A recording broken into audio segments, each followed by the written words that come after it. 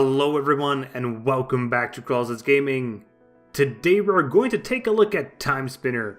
This classical metroidvania platformer that was kickstarted promises a large pixel art world, fun combat, and to top it all off, the ability to manipulate time.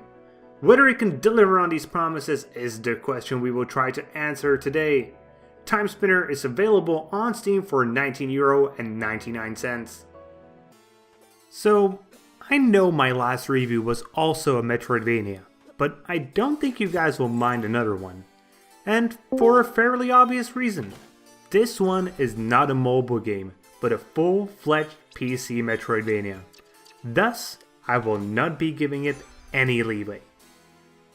So, let's dive straight into it, starting with the gameplay. More precisely, let's start by talking about the tools at your disposal.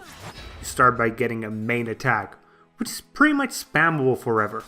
Interestingly, you get to choose several different types of your main attack, as your attack is determined by what kind of an orb you are using. And on top of that, you get to personalize it even more by varying necklaces that can give it an additional passive ability. But that is still not enough. Well, it would be in my opinion, but the developers decided to give you an option to have 3 different sets of orbs equipped and which are readily available to be swapped by pushing a single button. This is a feature I really appreciate, as it makes swapping to a different set of orbs for fights where you'd want different ones super easy. The second ability you get is a charged mana ability. Again, you have many different choices from which you can choose, and they range from a pure energy blast to a giant sword that smashes just like the Hulk does. An interesting mechanic with these mana abilities is that you can pre-charge them, and just keep them ready and then just kill or at least damage anything that comes in your way unexpectedly.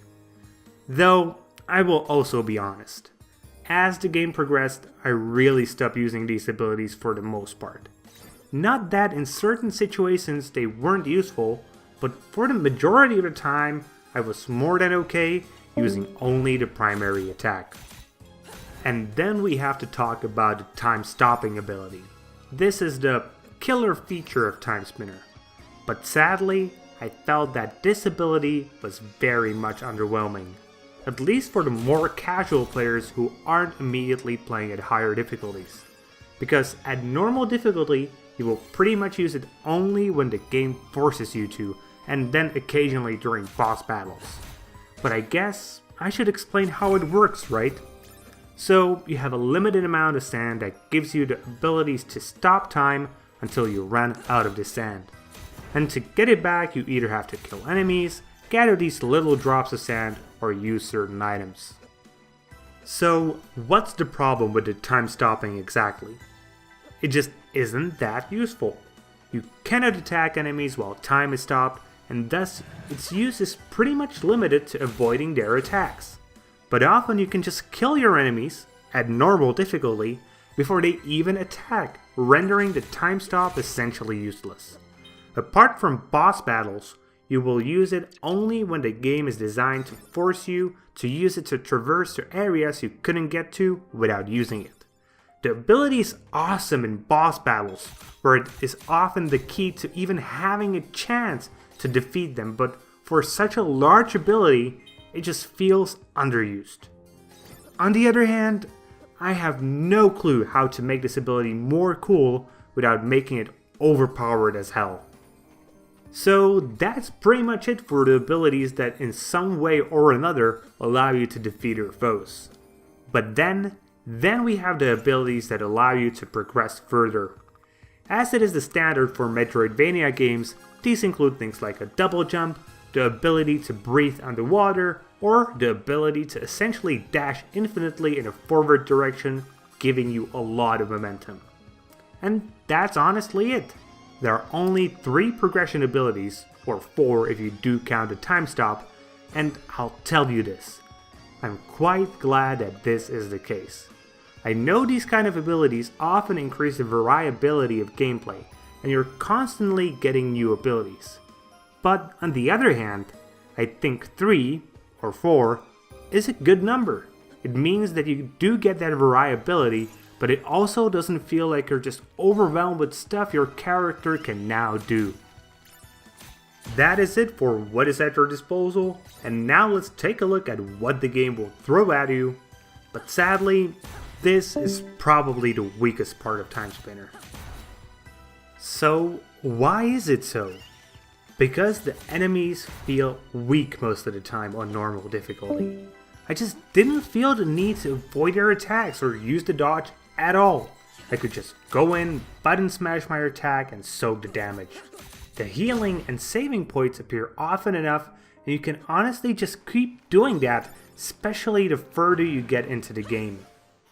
This creates quite a problem for the game, even though it has a lot of different enemies and they even do many different things.